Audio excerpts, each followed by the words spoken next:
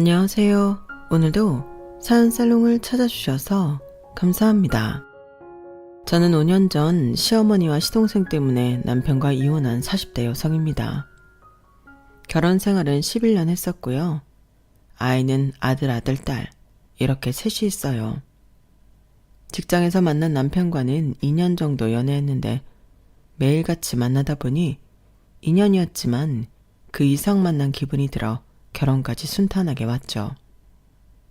서로 집안 형편이나 조건이 비슷해서 결혼하는 데까지 큰 부딪힘도 없었어요. 하지만 아무리 순탄하다고 해도 생판 모르던 남녀가 함께 사는데 당연히 다른 부부들처럼 지지고 볶고 살았고요. 가끔은 큰 싸움도 있긴 했지만 이혼 생각을 했던 적은 단 한 번도 없었어요. 둘 다 성격이 모질지가 못해서 싸워도 하루를 넘기지 못했거든요. 그래서 아이가 셋이나 있을 만큼 금슬도 좋은 편이었는데 그렇기 때문에 저희가 이혼한다고 했을 때 내막을 모르는 사람들은 깜짝 놀랐죠.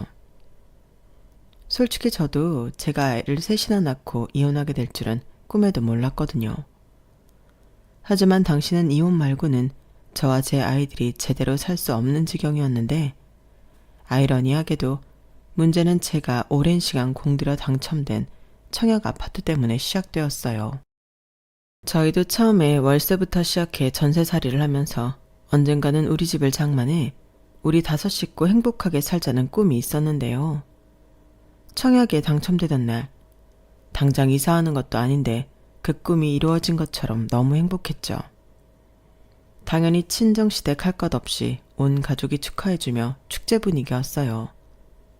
그렇기 때문에 그 아파트가 저에게 골칫거리가 될 거라고는 감히 생각할 수조차 없었는데요. 꼬박 중도금을 다 내고 우리 아파트를 뺏길 위험에 처하니 정말 돌 것 같았어요. 저희가 돈이 많아서 여유롭게 입주일을 기다린 게 아니었거든요. 때로는 친정 부모님에게 손을 벌리기도 하고 또 대출을 받기도 하면서 어렵게 중도금을 내고 버텼는데 그 아파트를 날로 먹으려 하다니 지금 생각해도 아주 분통이 터집니다. 그리고 그 아파트를 탐내는 사람은 다름 아닌 시동생과 예비동서였는데요. 남편에게는 아니 시댁에게는 애물단지이자 골칫덩어리인 시동생이 있었어요. 남편과는 무려 8살 차이가 났고 저와도 3살 차이가 났었죠. 그리고 시어머니가 이혼 후 혼자 키운 막내 아들이라 그런지 막내 아들 향한 애정은 다소 지나칠 때가 많았는데 그래서 시동생이 나이값을 못했어요. 대학도 다니다가 하도 결석이 많고 시험도 치지 않아 결국 잘렸고요. 고졸 학력에 구할 수 있는 직업은 자기 성에 차지 않아 이렇다 할 직업도 없이 아르바이트를 전전하며 지냈는데 알게 모르게 저희 남편이 저 몰래 용돈도 자주 줬나 보더라고요. 사실 저는 시동생을 별로 좋아하지 않았거든요. 자기 힘으로는 아무것도 하려 하지 않으면서 욕심은 많고 뭐만 잘못되면 남 탓에 불만만 가득했으니 가족이 아니라 그냥 모르는 남으로 봤어도 저에겐 비호감이었어요. 미우나 고우나 자기 동생이고 가족이라고. 남편은 자기 동생을 챙기는 편이었는데 그래도 제 눈치가 보여서 제 앞에 드러내고 시동생을 챙기는 일은 잘 없었어요. 다만 시어머니는 달랐는데요. 뭐만 했다 하면 당신 아들이 제일 불쌍하다며 없는 형편에도 다 해주려고 하시더라고요. 그러다 당신 능력으로 되지 않는 건 고민도 하지 않고 저희 부부에게 말씀하셨는데 그래서 저는 일찌감치 시댁과는 선을 긋고 살았어요. 처음엔 홀시어머니라 신경을 써드리려고 했는데 1, 2년 지내다 보니 그러다가는 끝도 없겠더라고요. 그래서 아예 욕먹을 각오하고 거리를 두고 지내게 되었어요. 아마 모르긴 몰라도 그 점에 있어서는 남편도 서운할 수 있을 것 같은데 어쩔 수 없는 일이라 생각했죠. 대신 그만큼 남편에게도 처가에 대한 부담을 주지 않으려 제가 중간 역할을 했고 저희 부모님도 100년 손님인 사위 눈치 보는 것보다는 가끔 보는 게 좋다고 하셨어요. 또 가끔 보면 서로 반가우니 잘하려고 하잖아요. 그래서 제 생각엔 이게 낫다 싶었죠. 그런데 사위랑 며느리는 다르다고 제가 아무리 선을 두고 선을 긋고 지냈어도 시어머니는 당신이 아쉽거나 필요할 때는 저에게 갑질 비슷한 말과 행동으로 상처를 주곤 하셨는데요. 그럴 때면 또 남편이 중간 역할을 곧잘 했어요. 그러니까 아이 셋을 낳고 10년 넘게 살았겠죠. 그리고 저는 결정적인 순간일 때 남편은 무조건 저와 아이들 편이라고 믿었는데요. 그게 아니었어요. 저 혼자만 그렇게 생각했더라고요. 남편은 자기 동생에게 급한 일이 생기니 제 편이 아니었는데요. 그때는 내가 여태 누구랑 애를 낳고 살았는지 배신감이 말도 못하게 컸어요. 앞서 말씀드렸다시피 저에게 청약 당첨된 아파트는 단순히 부동산이 아닌 우리 가족과 행복하게 살 수 있는 꿈의 터전이었는데 남편한테는 그저 그 아파트가 값이 잘 오를 것 같은 알짜 부동산으로 밖에는 보이지 않았나 봐요. 그리고 그 문제의 시작은 시동생의 혼전 임신이었는데 임신했다는 예비동서의 인상도 저는 퍽 좋지 않았어요. 끼리끼리 논다고 시동생이 딱 지 같은 여자를 데리고 왔더라고요. 그래서 저는 별다른 말도 하지 않고 가만히 있었는데 갑자기 예비동서 입에서 놀라운 소리가 나오기 시작했어요. 어머니, 저는요 아무리 속도 위반 결혼이라도 어느 정도 구색은 맞춰서 결혼하고 싶어요. 제가 연상이기도 하고 보는 눈도 무시 못하니까요. 그야 그렇지. 그건 나도 같은 생각이다. 내가 서운하지 않도록 최선을 다해서 준비해 볼게. 그럼 일단 집은 어떻게 하는 게 좋겠니? 일단은 네가 모은 돈에서 괜찮은 걸로 얻어볼래? 네? 어머니, 그게 무슨 말씀이세요? 집은 당연히 남자가 해와야죠. 저는 종석 씨가 집 해오면 거기 평수에 맞춰서 혼자 채울 거예요. 그게 맞는 거잖아요. 그리고 뱃속에 애까지 있는데 저한테 뭘 바라시면 안 되는 거 아니에요? 막말로 종석 씨가 지금 직업도 없고 저희 집에서는 반대하시거든요. 애도 낳지 말라고 하셔서 제가 정말 힘들어요. 뭐? 정말이니? 아, 그래도 어떻게 그런 말씀을 하시니 귀한 생명인데. 제 말이요. 그래도 어쩌겠어요. 저희 부모님은 제 뱃속의 애기보다 제가 더 중요하다고 하시는걸요. 그래서 드리는 말씀인데 저희 신혼집은 어머님이 꼭 최대한 번듯한 집으로 구해주세요. 그래야 저도 저희 집에 할 말이 있죠. 종석 씨도 그래야 저희 집에 가서 기도 안 죽고요. 나도 마음 같아서는 당연히 그렇게 해주고 싶지. 근데 갑자기 그런 번듯한 집을 어떻게 구하겠니? 하늘에서 집이 뚝 떨어지는 것도 아니고. 왜요? 종석 씨 얘기 들어보니까 형이 청약 당첨돼서 곧 있으면 입주한다고 하던데. 그 아파트 엄청 좋기로 유명하잖아요. 그래서 그 동네 상권도 좋아졌고. 저 그 아파트 주시면 안 돼요? 뭐? 그 아파트를 달라고? 저는 난데없이 튀어나온 저희 아파트 얘기에 깜짝 놀랐어요. 그건 남편도 마찬가지였는데 그때는 생각할 겨를도 없이 제 입에서 먼저 말이 튀어나가더라고요. 잠깐만요. 저기 제가 호칭을 지금은 어떻게 불러야 할지 모르겠는데요. 이건 아니죠. 그 아파트는 우리 거예요. 지금까지 계약금이며 중도금이며 얼마나 힘들게 냈는데 말이 되는 소리를 해야지. 그럼 그 아파트 주변 우리는요? 우리가 지금까지 냈던 계약금이랑 중도금은 누가 보상할 건데요? 이렇게 조금은 화가 난 말투로 말이 나갔는데 당연히 시어머니는 곤란하다는 듯이 얼굴이 붉어지셨고 시동생도 저와 눈을 마주치지 못했어요. 하지만 당당하게 저희 아파트를 달라고 하던 예비동서는 달랐는데요. 그건 제가 할 바 아니죠. 아무튼 저는 그 아파트 해주시는 거 아니면 이 아이 낳을 수 없어요. 그 정도 아파트라도 받아야 저도 저희 집에 종석 씨랑 결혼한다고 당당하게 얘기할 수 있다고요. 라고 정말 뻔뻔하게 잘 두짓거렸어요. 꼬라지를 보니 처음부터 작정을 하고 왔더라고요. 그리고 제가 어이가 없어서 시동생을 쳐다봤는데 시동생은 죽어라 제 눈만 피했고 저는 답답해서 주방으로 들어가 냉수를 요란스럽게 벌컥벌컥 마셨어요. 그리고 제가 알기로 예비동서가 시동생보다 3살이 많은 연상이었는데 그러니 저랑은 동갑이었는데 아주 꼴같지 않았죠. 지가 그렇게 당당하게 달라고 하면 누가 준대요? 참고로 시동생은 자기 형보다도 저를 살짝 무서워했어요. 제가 처음부터 자기한테 호의롭지 못하다는 걸 알고 있었기 때문에 오히려 저는 그 점에서 좋았는데, 남자는 여자하기 나름이라고 하더니 예비동서가 언감생심 저의 피 같은 아파트를 달라고 하니 아직 장가도 가지 않았으면서 예비동서 뒤에 숨었어요. 하나를 보면 열을 안다고 앞으로 계속 저럴 것 같았는데, 그래서 저도 초장에 예비동서를 잡아야겠다고 생각했어요. 아무리 동갑이어도 제가 손이 형님이니 그럴 수 있다고 생각했거든요. 사실 자신도 있었는데 시어머니가 아주 당신 막내 아들 장가를 보내야겠다고 마음을 다부지게 드셨는지 저를 슬슬 압박하기 시작하셨어요. 막말로 시동생이 제 아들도 아닌데 임신했다고 해서 제 할 바 아니잖아요. 그래서 처음 시동생이 사고를 쳤다고 했을 때도 저는 흥분하는 남편과 다르게 감정적으로 아무런 동요도 하지 않았는데, 아파트라니. 이건 제가 가만히 있을 수가 없었어요.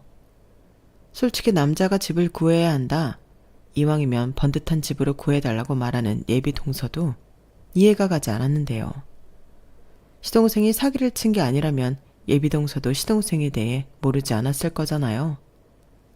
저희 시동생은 그때까지도 모아놓은 돈은커녕 그때도 고정적인 수입도 없이 야간에 PC방 아르바이트만 하고 있었는데, 그런 남자를 만나 사고를 쳤으면서 그런 말도 안 되는 요구를 하다니 정말 어이가 없었어요. 그런 욕심을 가졌다면 그런 걸 해올 수 있는 남자를 만났어야죠. 안 그런가요?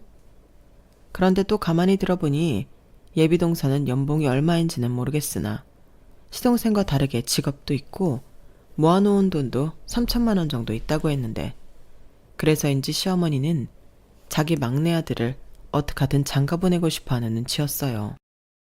아마 당신도 알고 계셨겠죠. 당신이 지금처럼 계속 시동생을 끼고 살면 평생 그 아들이 아무것도 안 하고 나이만 먹을 텐데, 그럼 늙어가는 아들을 책임져야 했으니 저렇게 직업도 있는 며느리한테 아들을 보내고 싶으셨을 거예요. 아니, 어쩌면 아이도 태어나니 기적처럼 당신의 망나니 아들도 정신을 차릴지도 모른다는 꿈을 꾸셨을 수도 있는데, 아무튼 그런 생각을 갖고 있다 보니 저런 말도 안 되는 억지를 부리는 예비 며느리 앞에서 시어머니는 제대로 반박도 못 하셨어요. 정말 웃긴 게 그 아파트가 당신 소유도 아니잖아요. 그리고 그 아파트 중도금 낼 때 10원 보태주신 것도 없었는데, 양심상 저런 말을 들으면 당연히 그 아파트는 자기한테 아무런 권한이 없다고, 안 된다고 말을 해야죠. 그런데 시어머니는 저랑 제 남편 눈치만 보고 이렇다 할 말을 하지 않으셨어요. 그리고 그 꿍꿍이가 다 읽혀지다 보니 저는 기분이 정말 나빴는데요. 그때도 당연히 남편과 제가 같은 생각일 거라고 생각했죠. 하지만 그건 제 착각이었어요. 사실 어떤 문제가 있다고 해도 남편만 중심 잘 잡고 저랑 뜻을 같이 했다면 아무 문제가 되지 않을 거였는데, 결정적인 순간 남편이 제 등에 칼을 꼽으면서 저희는 건널 수 없는 강을 건너고 말았어요. 아니, 시동생 때문에 이혼을 하는 부부가 어디 있나요? 하지만 남편은 자기 동생 위한다고 10년 넘게 한 입을 덮고 산 저를 배신했고, 신뢰라는 게 한번 깨지니 그 뒤로는 걷잡을 수 없었는데요. 지금 생각해보면 남편은 늘 그랬어요. 지금 당장 먹고 사는데 지장만 없으면 괜찮다고 했었죠. 그래서 아둥바둥 살 필요가 없다며 가끔은 저더러 유난이라고 분위기 깨는 소리를 곧잘 했는데, 만약 제가 유난을 떨지 않았다면 그 아파트 청력에 행운도 없었을 거예요. 그때 제가 아무리 생각해도 저희 같은 서민이 부를 축적하려면 부동산밖에는 없을 것 같았거든요. 그래서 제가 발로 뛰고 비싼 돈까지 내며 부동산 강의도 들으며 정보를 모아 아이가 새신점을 적극 이용해 신중에 신중을 기해 조건에 맞춰서 아파트 청약을 넣었던 거였어요. 그렇기 때문에 당첨된 아파트였는데, 그때는 또 좋다고 여기저기 자랑하고 난리도 아니었으면서 마누라 덕본 줄은 모르고 상황에 따라 마음을 바꾸니 그 순간은 저에게 모두 적이나 다름없었어요. 다들 제 아파트를 노리는 날강도로밖에는 보이지 않더라고요. 그리고 순순히 뺏길 저도 아니었는데요. 저에게 그 아파트는 제가 우리 아이들에게 해줄 수 있는 최고의 선물 같은 거였어요. 더 좋은 환경을 만들어주고 그 아파트에서 보다 많은 행복을 누리고 싶었는데 사실 그런 거 하자고 힘들게 돈 벌고 고생한 거 아니겠어요? 그래서 힘들어도 더 악착같이 그 아파트만 노리고 청력을 넣었는데 이런 말 씁쓸하지만 그 아파트가 브랜드도 그렇고 위치도 그렇고 너도 나도 되기만 바라고 빌고 비는 그런 아파트였거든요. 그래서 계약금부터 어마어마했는데 그래도 우리의 미래를 위한 투자라고 생각했기에 저는 허리띠는 기꺼운 마음으로 졸라맸어요. 이런 거 하려고 그 힘든 시기에도 맞벌이를 했던 거였기 때문에 저는 더욱 생활비를 줄이고 필요하면 친정의 도움까지 받으며 그 아파트 중도금을 냈거든요. 그렇게 긴 2년여의 시간을 버티다 보니 드디어 완공 시기가 다가오고 있었는데 어디서 난데없이 생판 남이 튀어나와 우리 가족의 아파트를 달라고 하다니요. 저는 예비동서의 말에 거의 눈이 뒤집혔어요. 그러자 남편은 진정하라며 제 손을 잡았고 시어머니는 제 눈치를 보며 입만 달싹였는데 정작 이 문제를 일으킨 시동생은 이 분위기를 회피하고 싶었는지 핸드폰만 보고 있더군요. 그러자 잠시 후 예비동서를 돌려보낸 시어머니가 제 손을 잡더니 저희 아파트를 2년만 빌려주면 안 되겠냐고 하셨는데요. 일단 시동생 결혼이 급하니 눈 가리고 아웅이라도 해야겠다고 하셨어요. 정말 미치고 팔짝 뛸 노릇이었죠. 니들 지금 사는 집도 전세긴 하지만 나쁘지 않잖아. 거기서 더도 말고 덜도 말고 딱 2년만 더 살아.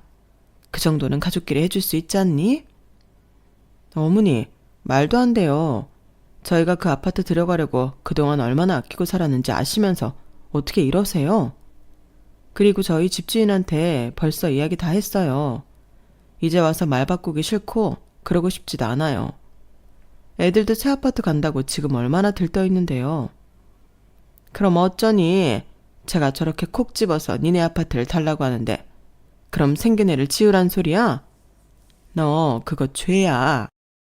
그리고 막말로 이런 기회 않으면 우리 종석이가 언제 장가를 가겠어? 나라고 평생 다 큰아들을 끼고 살고 싶겠니? 네가 2년만 기다려주면 모든 게 다 해결이 되는데 그깟 2년을 못 참아? 네, 못 참아요. 아니 참기 싫어요. 왜 저만 희생해야 해요? 그 집 중도금 낸다고 저희 대출도 계속 있었고요. 친정에 빌린 돈도 많아요. 그런데 저더러 그걸 다 감수하고 바보처럼 집을 주라고요. 그리고 보아하니 2년 뒤에 나가라고 하면 나갈 것 같지도 않던데요. 그럼 그때 가서는 또 어쩌시려고요. 그럼 완전 저더러 죽 써서 개주라는 소리잖아요. 너는 말을 해도 좀 그렇게 매정하게 하니? 그럼 우리 아들이 개라는 소리야? 너는 맏며느리잖아. 그럼 집안일에 희생할 줄도 알아야지. 안 그러니 장우야? 엄마, 그래도 그건 좀 그렇다. 이 사람이 그동안 고생한 게 있는데 어떻게 그렇게 한순간에 희생을 하라고 해. 뭐야, 그러니까 너는 네 마누라 편이다 이거야? 여기서 왜 편을 나눠? 아직 시간이 있으니까 좀 더 설득해보자는 거지. 설득하고 자시고 할 것도 없어. 너는 제가 설득한다고 넘어가래로 보이니? 아니면 니들이 평생 우리 종석이 책임지든가. 저는 시어머니의 무책임한 말에 또다시 욱하는 성미가 올라왔어요. 그런데 그때 남편이 저한테 참으라고 혼신을 다해 신호를 보냈고 저는 그때까지는 남편도 저와 같은 생각이라고 믿었기에 가까스로 끓어오르는 화를 누르며 참았는데요. 나중에 그런 남편한테 뒤통수를 맞게 될 줄은 정말이지 몰랐어요. 원래 부부는 한 배를 타는 거라고 하잖아요. 그래서 바보가 아닌 이상 자기도 저와 같은 생각을 할 거라고 믿었는데 남편의 진짜 마음은 제가 생각한 것과는 달랐어요. 명의만 건들지 않으면 당장은 동생이 써도 괜찮지 않냐고 집에 와서 말을 바꾸더라고요. 저는 순간 제가 잘못 들은 줄 알았어요. 저 인간이 미치지 않고서야 어떻게 저런 말을 할 수 있나. 저는 이성의 끈을 놓아버렸죠. 자기 지금 뭐라고 했어? 명의만 안 건드리면 도련님한테 우리 아파트를 내줘도 된다는 소리야? 뭘 내줘? 빌려주는 거지. 불안하면 계약서도 쓰고 그러면 되잖아. 애까지 생겼다는데 그럼 모른 척하냐? 웃기고 있어. 그 애가 우리한테 뭔데? 자기들이 좋아서 만든 애를 왜 우리가 생각해야 하는 거냐고? 그리고 나라고 당연히 새 집에 들어와 살고 싶지. 새 집 사서 헌 집에 들어가 살라는 거야? 집이야 도배하고 그러면 새 집 되잖아. 뭘 그렇게 까탈스럽게 구냐? 상황에 맞출 수도 있지. 솔직히 그 아파트 다 좋은데 나는 출퇴근 시간이 1시간 정도 늘어나잖아. 애들도 전학 가야 하고. 2년 뒤엔 뭐 전학 안 가? 갈 거면 다들 새로 입주할 때 가는 게 애들한테 좋지. 다 같이 새로 이사 와서 전학 오는 걸 텐데. 안 그래?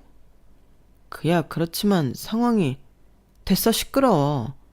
나는 자기도 나랑 같은 생각인 줄 알았는데 정말 실망이다. 좌관 이 얘기는 이제 그만해.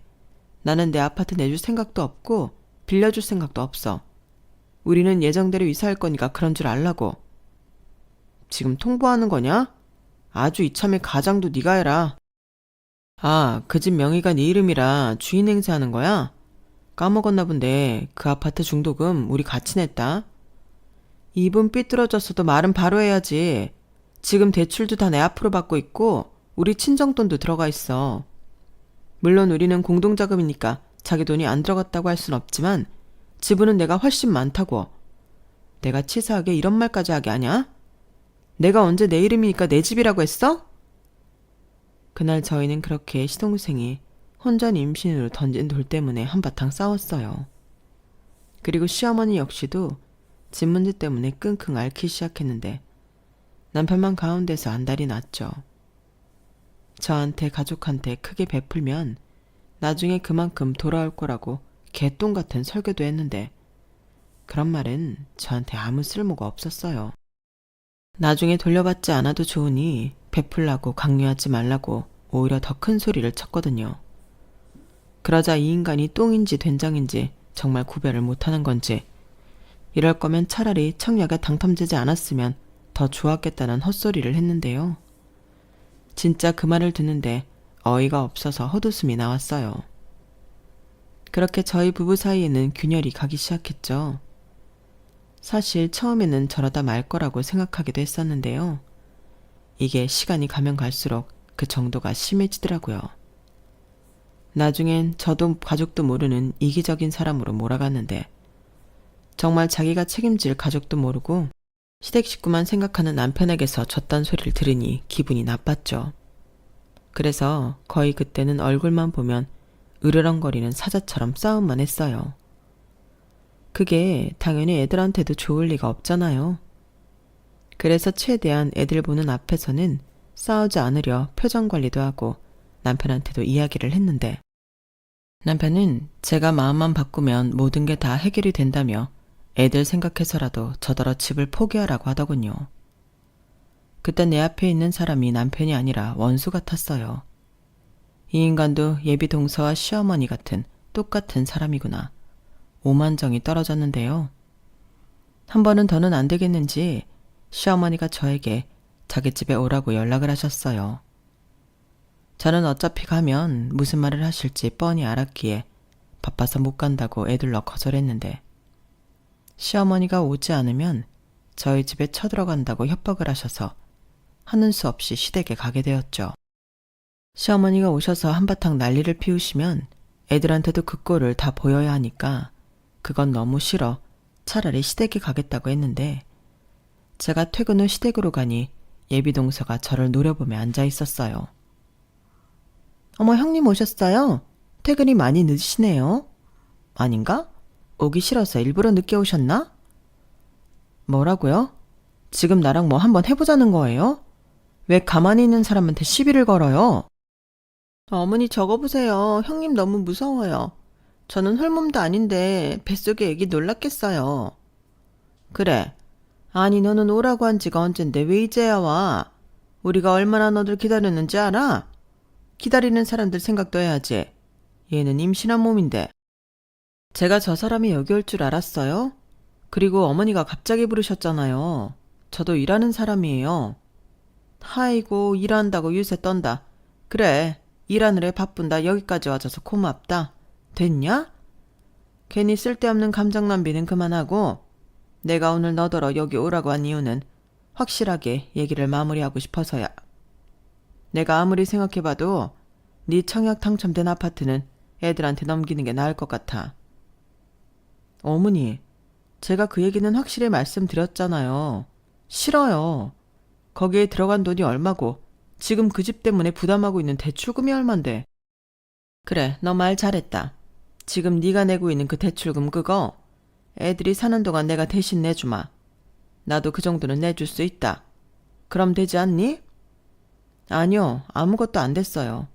그리고 대출금 생각보다 많거든요.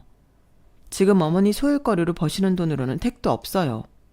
그리고 왜 자꾸 제 말을 무시하세요? 저는 그 아파트에 들어가 살고 싶다고요. 제가 당첨된 제 아파트잖아요. 그럼 제가 들어가 사는 게 맞죠. 형님, 그냥 한 번만 양보해 주시면 안 돼요? 저희 정말 그 아파트 없으면 결혼 못 해요. 저는 미혼모 될 생각 절대 없고요. 그러면 이 아이 지워야 하는데 괜찮으시겠어요? 그걸 왜 저한테 얘기해요? 그 애가 제 애예요? 그리고 전부터 좀 불쾌해서 그런데 아무리 뱃속에 있어도 그 아이 그쪽 자식이에요. 나도 애가 셋이 있는데 부모가 그런 말 함부로 하는 거 아니거든요. 어디 할 짓이 없어서 애를 인질로 협박을 해요. 그래서 뭐 나더러 죄책감 느끼고 싶지 않으면 집을 내놓으라고요? 내가 그쪽 임신시켰어요? 너도 참 무슨 말을 그렇게 하니? 그리고 작은 애도 그렇다. 아무리 급해도 애기 지운다는 말은 하는 거 아니야. 내가 너 그러지 말라고 얘까지 불러서 입씨름하고 있는 건데. 저도 오죽 답답하고 불안하면 이러겠냐고요. 저도 아이 낳고 싶어요. 그래서 이러는 거라고요. 제 마음 알지도 못하면서 왜 자꾸 저한테 뭐라고 하세요? 어머니 정말 미워요. 예비동서는 갑자기 닭똥 같은 눈물을 뚝뚝 흘리며 시어머니에게 앙탈을 부리기 시작했어요. 그러자 시어머니는 어쩔 줄을 몰라 하셨고 저는 그 꽈레지를 보니 더 재수가 없었는데 저런 동서를 둬야 한다고 생각하면 그것도 너무 끔찍했죠. 그리고 시어머니는 이런 상황인데도 제가 꼼짝하지 않는다며 이참에 연을 끊자고 하셨는데 그때 들었던 말이 지금도 생생합니다. 너 말이야. 우리 종석이 장가 못 가면 다 네 탓이야. 너 때문이라고. 너 우리 막내 아들 책임질 거야? 이 결혼 못하면 책임질 거냐고? 이렇게 저한테 삿대질까지 하시며 따지셨는데 좀 전까지 눈물을 뚝뚝 흘리던 예비동사는 언제 울었냐는 듯 실실 쪼개고 있었어요. 저는 그걸 보니 더 열받아서 물러나지 않았죠. 저 역시 오늘 완전히 이 문제를 말도 꺼내지 못하도록 단도리를 해야겠다고 결심했는데요. 그래서 제가 먼저 얘기했어요. 정 제 아파트 가져가고 싶으시면 대출금 말고 아파트 값을 달라고 얘기했죠. 그러자 시어머니는 많이 당황하셨는지 눈이 튀어나올 듯 저를 노려보셨는데 그리고는 저 같은 무서운 며느리는 필요 없다며 아파트 달라고 안 할 테니 이참에 연을 끊자고 하셨어요. 솔직히 듣던 중 반가운 소리였죠. 뭐 그전에도 저랑 시어머니가 그다지 좋은 사이는 아니었잖아요. 그래서 알겠다고 그럼 오늘이 마지막이니 건강히 잘 계시라고 하고 인사를 꾸벅 했는데 시어머니 얼굴이 더 울그락불그락 빨갛게 달아오르더라고요. 딱 보니 약이 잔뜩 올라 계셨는데 갑자기 화를 내셨어요. 너 지금 나 놀리냐? 그래, 정말 나랑 연을 끊겠다는 거지? 솔직히 못할 것도 없죠. 어머니도 생각해 보세요. 제가 여기 와서 좋았던 적이 단 한 번이라도 있었어요? 저는 여기 오면 맨날 일만 했어요. 아, 이제 그거 내가 안 하면 그쪽이 하는 거겠네. 여기 제사도 엄청 많고 명절은 거의 죽음이에요. 그 정도는 각오하고 시집오는 게 신상에 좋을걸요? 아, 나 애 셋인 거 들어서 알죠? 그래도 우리 어머니 짤없이 저한테만 일 시켰어요. 그러니 그쪽에 애를 낳아도 달라질 건 없으니까 꿈 깨요. 지금처럼 애 앞장 세워도 소용없다니까요. 그쵸 어머니? 저는 이왕 반가운 소리를 들었으니 예비동서에게 고급 정보 하나는 알려주는 게 맞다고 생각했어요. 그런데 시어머니도 예비동서도 똥 씹은 얼굴이 되었고 저는 더 있다가는 머리채라도 잡힐 것 같아 얼른 시댁을 빠져나왔는데 제가 집에 도착하는 시간보다 시어머니 연락이 더 빨랐어요. 집에 가니까 남편이 아주 금방이라도 집을 부술 것처럼 무서운 얼굴로 저를 기다리고 있더라고요. 그리고는 다짜고짜 네가 재수 씨한테 아파트 포기하고 애 지으라고 했다며? 라고 제가 하지도 않은 말을 하며 저를 다그쳤는데 이건 너무 억울했어요. 오히려 부모가 돼서 그딴 소리 하지 말라고 한 게 저인데 저렇게 말을 하니 참을 수가 없었죠. 누가 그래? 어머니가 그래? 아니면 그 여자가 그래? 내가 무슨 권리로 애를 지으라 마라 해. 그냥 나는 아파트 안 줄 거라고 확실하게 못 박았을 뿐이야. 그리고 어머니가 영 끊자고 하시던데? 그래서 얼씨구나 좋구나 그러자고 했어? 건강히 잘 계시라고 인사까지 했다며. 네가 며느리냐? 며느리지 딸이겠냐? 영 끊자고 하시는데 그럼 뭐라고 해? 건강히 잘 계시라고 하지. 왜? 자기한테도 아파트 못 뺏어올 것 같으면 영 끊자고 하셨어? 너 정말 말 그렇게 할 거야? 우리 엄마가 서운해서 욱해서 한 말이잖아. 다 알면서. 그래, 아니지. 너야말로 이참에 우리 가족이랑 영 끊고 싶은 거구나. 그래, 솔직히 말하면 틀린 말은 아니야. 그렇잖아. 뭐 좋은 대접을 받는다고. 그래도 나는 할 도리는 다 했어. 서운해서 그러셨든 욱해서 그러셨든 먼저 영 끊자고 하셨고 나는 알겠다고 했을 뿐이라고. 그럼 뭐 매달리면서 그럴 수 없으니 아파트 도련님한테 줄게요. 그래? 진짜 지긋지긋하다. 그 아파트가 그렇게 좋냐? 가족한테 등 돌릴 만큼 사소해야 하는 거냐고. 내가 그렇다고 몇 번을 말해. 진짜 너라는 여자 징그러워서 더는 같이 못 살겠다. 그래, 너는 가족보다 네가 먼저인 사람이잖아. 내가 앞으로 그런 사람이랑 더 어떻게 사냐? 우리 이만 갈라서자. 뭐라고? 지금 이혼하자는 소리야? 애가 셋이나 있는데 애 아빠라는 사람이 애들 생각은 안 해? 애들 생각하기 전에 내가 죽겠어. 싫은 사람이랑 애 때문에 살 수는 없잖아. 시댁이랑 연도 끊겠다는 사람 내가 왜 끼고 살아야 해? 무엇 때문에? 우리 엄마랑 그런 대화하고 왔을 때는 이 정도 각오는 했어야 하는 거 아니야? 그래, 나라고 뭐 그런 생각 안 해봤겠어? 그래도 나는 최대한 이혼만큼은 참으려고 애썼어. 나보다도 우리 애들을 위해서. 그런데 자기는 우리 애들보다 어머니랑 자기 동생이 더 중요하다는 거네. 그래, 그러니까 아파트 얘기 나왔을 때부터 내 편을 안 들지. 그래, 내가 왜 네 편을 드냐? 이젠 너라는 여자한테 한 톤의 미련도 없어. 까놓고 애들도 이제 다 컸잖아. 컸다고? 지금이 얼마나 중요한데 그딴 소리를 해. 우리 애들은 평생 지금의 기억을 어른이 될 때까지 잊지 못할 거야. 그러든지 말든지 그건 지들 몫이지. 나는 할 말 다 했어. 지금이라도 나 붙잡고 싶으면 아파트 내 동생한테 빌려주고 잘못했다고 해. 그럼 다시 생각해 볼게. 미친놈, 내가 그런 짓을 왜 하냐? 됐고, 그럼 지금 청약 담창된 집에서는 내가 애들 데리고 살 테니까 당신은 당신 엄마 집에 들어가 살아. 이 집 보증금 빼면 똑같이 나누자. 무슨 계산이 그래. 똑같이 나누려면 다 똑같이 나눠야지. 그 당첨된 아파트 나도 권리 있으니까 그거 나한테 넘겨. 대신 이 집 전세 보증금 네가 다 가져가고. 돌았니? 내가 전에도 이야기한 것 같은데. 그 아파트 내 지분이 훨씬 많아. 이거 왜 이래? 그리고 계약자도 나라고.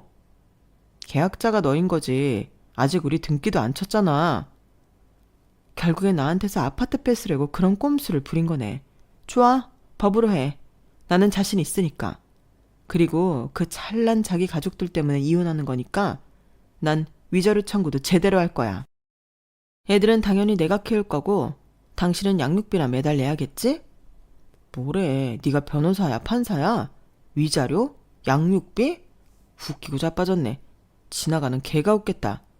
그러니까 해보자고. 네가 맞는지 내가 맞는지. 뭐? 네? 왜? 너는 나한테 너라고 하면서 나는 너한테 니라고 못하니? 전부터 말하고 싶었는데 너 하지마. 밥맛 없으니까. 뭐야? 저는 이미 갈 때까지 간 사이에 더 무서울 것이 없었어요. 그리고 그날 이후 저희 부부는 각자 이혼 변론을 맡아줄 변호사를 찾으러 다녔고 이혼 소송이 벌어졌는데요. 누가 그랬던가요? 이혼 소송은 진흙탕 싸움이라고요. 특히 애를 셋씩이나 낳고 10년 넘게 여보당신한 사이인 부부가 서로 헐뜯고 비난을 한다는 게 씁쓸하기만 했는데요. 저는 그런 감정이 있어 매번 힘들었지만 남편은 아닌 것 같았어요. 오히려 자기는 잘못이 없고 저만 이기적이고 이상한 사람이라며 목에 핏대까지 세우며 모든 책임을 저에게 물었는데 저런 놈을 애들 아빠이자 내 남편이라고 생각하고 살았다는 게 소름이 끼쳤어요. 애들한테도 미안했고요. 그리고 무슨 아집인지 애들도 포기 못하겠다며 자기가 키우겠다고 고집을 부렸는데 애들이 더 질색팔색 하더군요.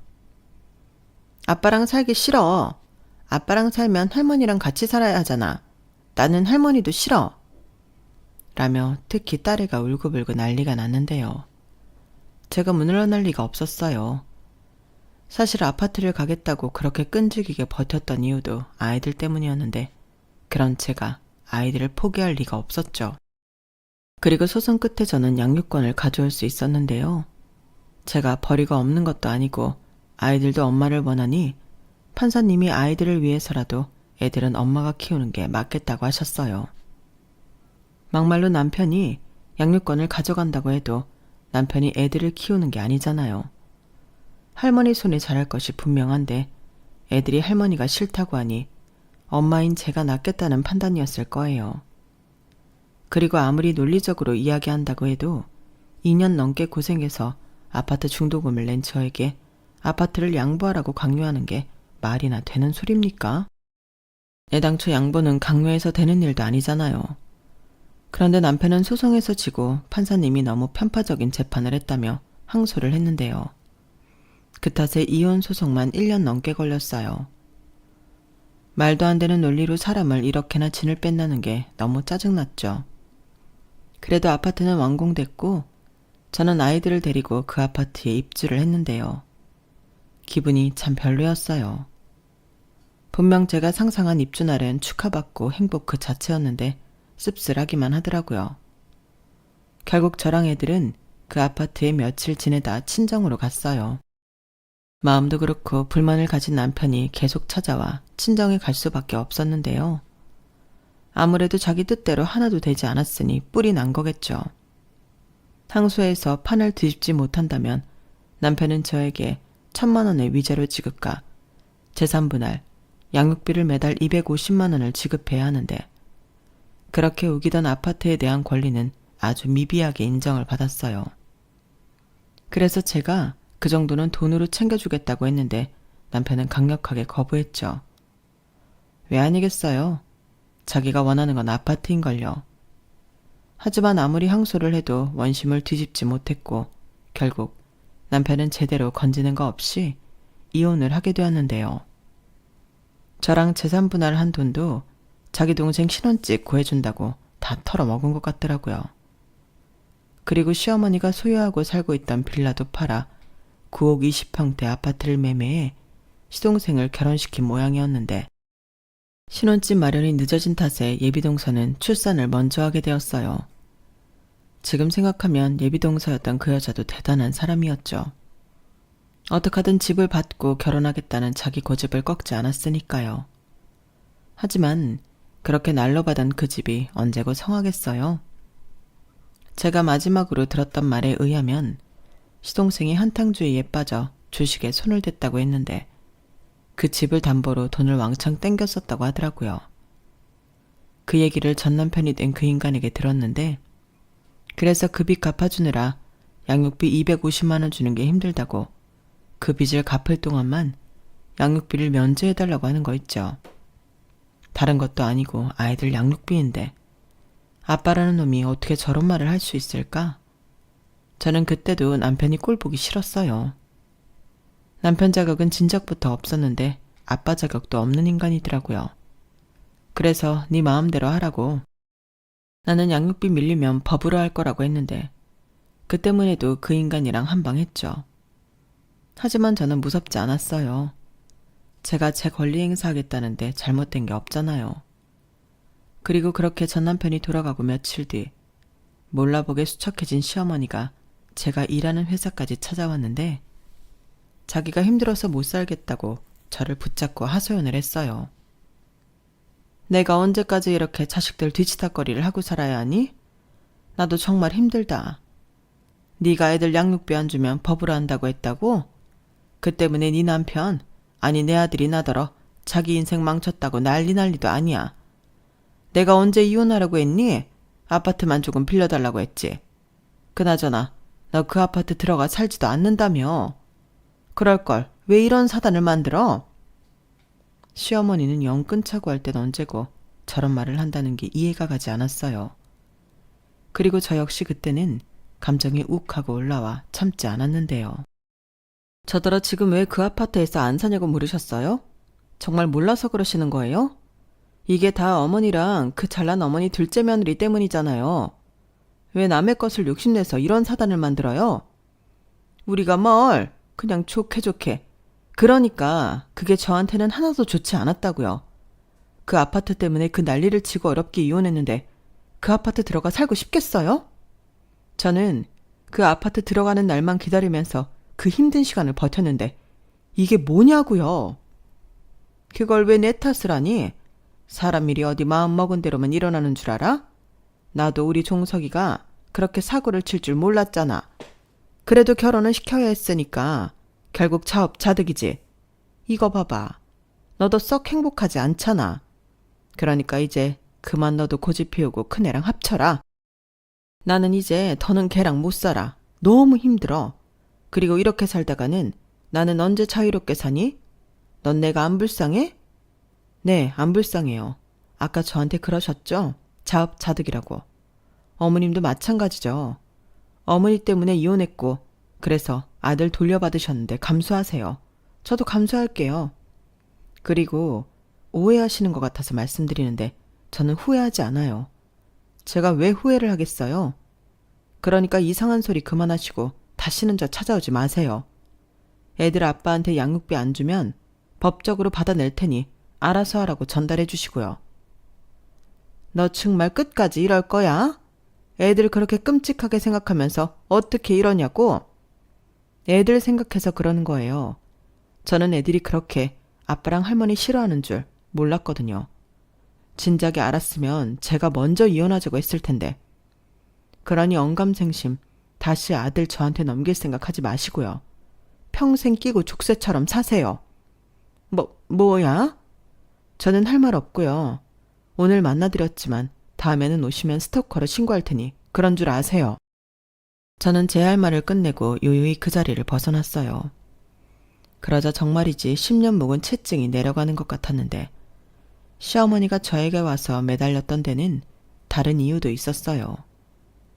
시동생이 한탕주의로 주식에 빠져 돈을 다 탕진하고 있었기에 둘째 아들도 돌려받기 일보 직전이셨는데 그렇게 잡아보려고 했던 둘째 며느리는 저보다 더한 사람이었나 보더라고요. 걸핏하면 시어머니한테 뭐라도 뜯어가려고 한 모양이었는데 둘째 아들까지 이혼시킬 수 없어서 시어머니는 제 전남편인 큰아들을 볶으며 그 억지를 다 들어줬나 봐요. 그 덕에 집안이 아주 풍비박산이 나기 일보 직전 같았는데 그 소식을 들었을 때는 그렇게 고소할 수가 없었죠. 그리고 저는 그 즈음 비록 들어가 살진 못했지만 집값이 나날이 고공행진하는 그 아파트를 팔아 더 좋은 아파트로 이사를 가기로 했는데요. 이제 보름 정도면 그 집에 들어가 살 수 있을 것 같아요. 신축은 아니지만 리모델링을 싹 해서 제 마음에 쏙 들고 무려 한강뷰가 펼쳐진 그런 곳인데 그동안도 제가 부동산 공부를 꾸준히 했거든요. 그리고 한부모에 아이들이 무려 셋이나 있다 보니 저한테 혜택이 많았는데 어찌 보면 아이들 덕에 제가 좋은 기회를 잡을 수 있었던 거죠. 누구는 애들 셋이나 끼고 혼자 어떻게 사냐고 하는 분들 계시겠지만 저는 오히려 애들이랑 너무 행복합니다. 복덩이가 무려 셋이나 있는데 저는 가장 행복한 엄마죠. 저는 앞으로도 평생 이런 마음으로 저희 아이들과 건강하고 행복하게 이 집에서 오래오래 살고 싶은 마음인데요. 마지막 바람이 있다면 아이들이 아빠 없이도 행복하고 밝게 자랐으면 좋겠어요. 그러기 위해서라도 제가 많이 노력을 해야 할 것 같은데. 부디 우리 가족, 내 가족, 예쁘게 살 수 있도록 많은 응원 부탁드립니다. 이상 제 사연은 여기까지였어요. 지금까지 제 사연 들어주셔서 대단히 감사드리고요. 여러분들에겐 늘 좋은 일만 가득하길 바라며 저는 이만 마지막 인사를 드려야 할 것 같아요. 그럼 건강 잘 챙기시고요. 안녕히 계세요. 여러분, 사연 댓글에 응원과 현명한 조언 부탁드려요. 좋아요와 구독은 저에게 큰 힘이 됩니다. 오늘도 좋은 일 가득하세요.